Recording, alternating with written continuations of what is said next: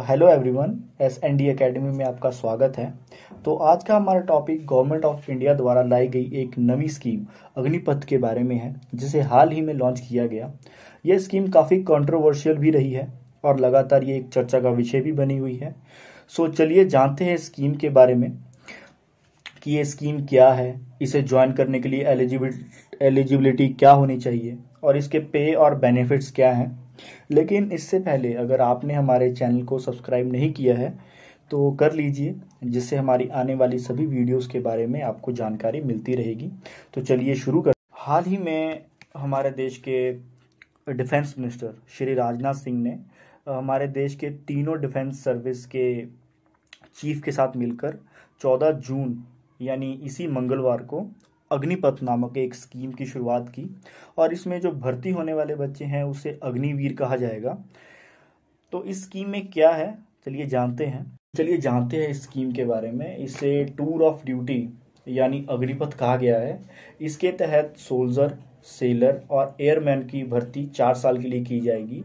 ये स्कीम कोई ऑप्शनल नहीं है, इसे ऑफिसर रैंक के नीचे हायर किया जा रहा है। जो इसकी भर्ती है वो अगले 90 दिनों में शुरू हो जाएगी और जो इसकी ट्रेनिंग रहेगी वो मैक्सिमम 6 मंथ की रहेगी। उसके बाद ये अपने अपने सर्विसेज में 3.5 साल के लिए सर्व कर सकते हैं। 4 साल के बाद जब ये इसका क्राइटेरिया ख़त्म हो जाएगा, जब इनकी 4 साल के बाद जॉब पीरियड ख़त्म हो जाएगा, तो उनमें से 25% जो अग्निवीर होंगे उन्हें रिक्रूट किया जाएगा वापस सर्विस में। बाकी 75% बच्चों को घर भेज दिया जाएगा, उन्हें रिटायरमेंट दे दी जाएगी। आगे है कि इसमें कौन एलिजिबल है, कौन बच्चे इसमें अप्लाई कर सकते हैं। तो नंबर 1 पे है कि जो बच्चे इसमें अप्लाई करना चाहते हैं आर्म्ड फोर्सेस में, उनकी कम से कम एज होनी चाहिए 17.5 साल से लेके मैक्सिमम 21 साल तक। और जो क्वालिफिकेशन की बात करें तो क्वालिफिकेशन में 10th या +2 डिपेंड करता है सर्विस पे, आप किस सर्विस में जा रहे हैं। और इस बार सबसे अच्छी बात ये हुई है कि जो एस्पिरेंट है अगर उन्होंने ITI भी की हुई है तब भी वो आर्म्ड फोर्सेस में अपनी सेवाएं दे सकते हैं। जैसे हमको पता है कि आर्म्ड फोर्सेस में टेक्निकल जॉब्स बहुत होती हैं, तो उनके लिए ITI की डिमांड वाले जो बच्चे हैं जिन्होंने ITI की हुई है वो आराम से आर्म्ड फोर्सेस में जा सकते हैं अग्निपथ स्कीम के द्वारा। अगला है कि ये जो स्कीम है इसके तहत कितने बच्चे की भर्ती की जाएगी आने वाले टाइम में। तो पहले साल में कम से कम 46,000 बच्चों की भर्ती की जाएगी 3 सर्विसेज में, इंडियन नेवी, इंडियन आर्मी और इंडियन एयरफोर्स में। और हर साल ये आंकड़ा है, हर साल इसको 50,000 करने का लक्ष्य रखा गया है।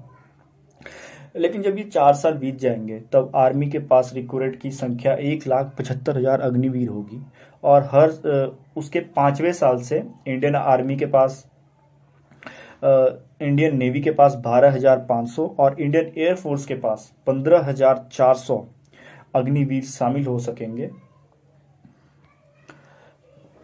अगला पॉइंट है कि अग्निवीर जो होंगे अग्निपथ स्कीम के तहत उन्हें किस टाइप की ट्रेनिंग दी जाएगी।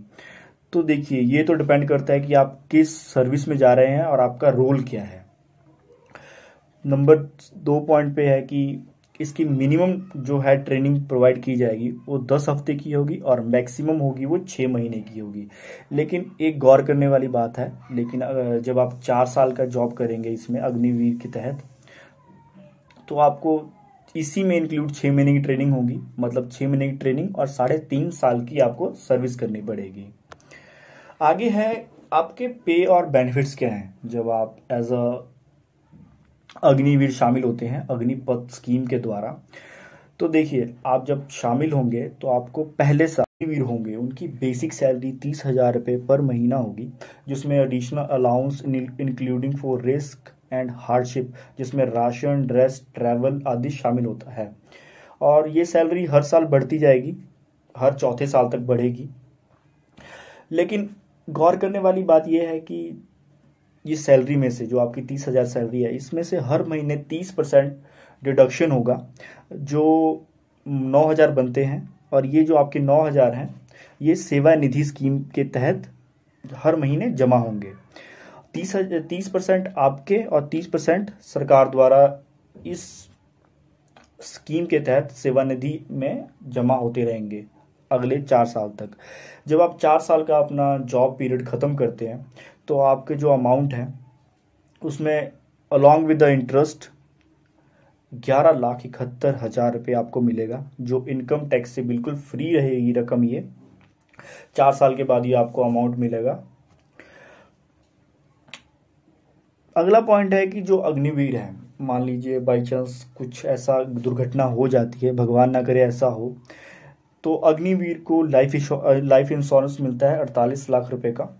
अगला पॉइंट है कि मान लीजिए कि अगर किसी अग्निवीर की अचानक मृत्यु हो जाती है, कोई दुर्घटना के तहत कि उनकी मृत्यु हो जाती है, तो उनको 44 लाख रुपए वन टाइम उनकी फैमिली को दिए जाएंगे। और जो सैलरी है, मान लीजिए कि उन्होंने अपनी सर्विस पूरी नहीं की, तो उनको सर्विस पूरी करने तक 4 साल तक, जब तक उन्होंने अपनी सर्विस पूरी नहीं की है उनको सैलरी मिलती रहेगी। अगला पॉइंट है कि अगर कोई अग्निवीर डिसेबल हो जाता है, कुछ उनके डिसेबल हो जाता है शरीर से, तो मेडिकल अथॉरिटी द्वारा ये कंफर्म किया जाएगा और उन्हें 15 से 44 लाख तक का पेमेंट मिलेगी उन्हें, लेकिन एक टाइम मिलेगी ये पेमेंट। अगला पॉइंट है कि अगले 4 साल के बाद मान लीजिए आपने अपनी सर्विस पूरी कर ली, तो उसके 4 साल के बाद क्या होगा, तो उसमें से ऐसा होगा कि 75% बच्चों को घर भेज दिया जाएगा और जो 25% बच्चे हैं उन्हें दोबारा सेना में अलग अलग सेवाओं में शामिल कर लिया जाएगा। और जो आगे बच्चे हैं, जो उन्होंने 75% बच्चों को रिमूव किया है, वो अपने एजुकेशनल बैकग्राउंड को आगे बढ़ा सकते हैं, अपने एजुकेशन को आगे कर सकते हैं, बढ़ा सकते हैं, किसी जॉब के लिए अप्लाई कर सकते हैं, उन्हें पहली प्रेफरेंस मिलेगी। हालांकि ये घोषणा हुई नहीं है, पर सरकार जल्दी ही इस पे काम करने वाली है। अगला पॉइंट है कि कंसर्न क्या है, चिंताएं क्या है इस योजना को लेकर। देखिए, पहले क्या सिस्टम होता था, जो हमारे देश के जवान हैं, फौजी हैं, उन्हें 17 साल का जॉब पीरियड होता था उनका, ये पक्का था 17 साल की जॉब वो करेंगे ही करेंगे। और बाकी उसके बाद उनका पर्सनल वो होता था, पर्सनल रीज़न होता था कि वो काम करना चाहते या नहीं, तो इसलिए उनकी सर्विस और बढ़ जाती थी। और सबसे बड़ा बेनिफिट था कि उनको लाइफ लॉन्ग, पूरी लाइफ उनको पेंशन मिलती थी जब तक वो अपने जीवित हैं, और एक परमानेंट जॉब थी उनके पास। सबसे बड़ी बात ये थी कि उन्हें परमानेंट जॉब थी। लेकिन आज ऐसा है, जो ये स्कीम है, इसके तहत इस स्कीम में पेंशन है ही नहीं, आपको सिर्फ 4 साल की सर्विस मिलेगी, उसके बाद आपको पेंशन नहीं। जिसे आप सभी को पता है कि भारत में हजारों बच्चे आर्म्ड फोर्सेस में जाने का सपना देखते हैं, क्योंकि वहाँ पे एक परमानेंट जॉब होती है, एक प्रॉमिस पेंशन्स होती हैं और हेल्थ बेनिफिट्स होते हैं आफ्टर रिटायरमेंट। रिटायरमेंट के बाद उन्हें ये सब सुविधाएं मिलती हैं और एक परमानेंट जॉब होती है। तो इस स्कीम के तहत तो ये सब ख़त्म हो जाएंगी, ना एक परमानेंट जॉब रहेगी व्यक्ति की, पेंशन स्कीम ख़त्म हो जाएगी। तो ये बहुत ही बड़ा कंसर्न है और ये आने वाले टाइम में बहुत बड़ा इशू बन के उभरता है। लेकिन क्या सिर्फ भारत ने ही इस स्कीम को शुरू किया है? इससे पहले कोई कुछ और देश हैं जो इस स्कीम के तहत काम करते हैं? मैं ये बता दूं कि ये जो अग्निपथ स्कीम है, कोई कंपलसरी नहीं है, आप पे कोई जोर ज़बरदस्ती नहीं है कि आप ये आर्म फोर्सेस ज्वाइन करें। लेकिन कुछ देश ऐसे हैं जहाँ पे आपको ज़बरदस्ती कंपलसरी ही है, आपको काम करना ही पड़ेगा अगर आप फिजिकल फिट हैं।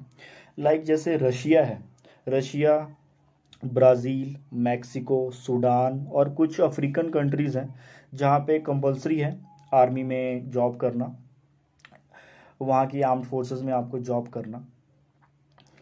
तो चलिए गाइस, अगर आपको ये वीडियो पसंद आई है तो लाइक करें, कमेंट करें और अपने दोस्तों के साथ शेयर करें।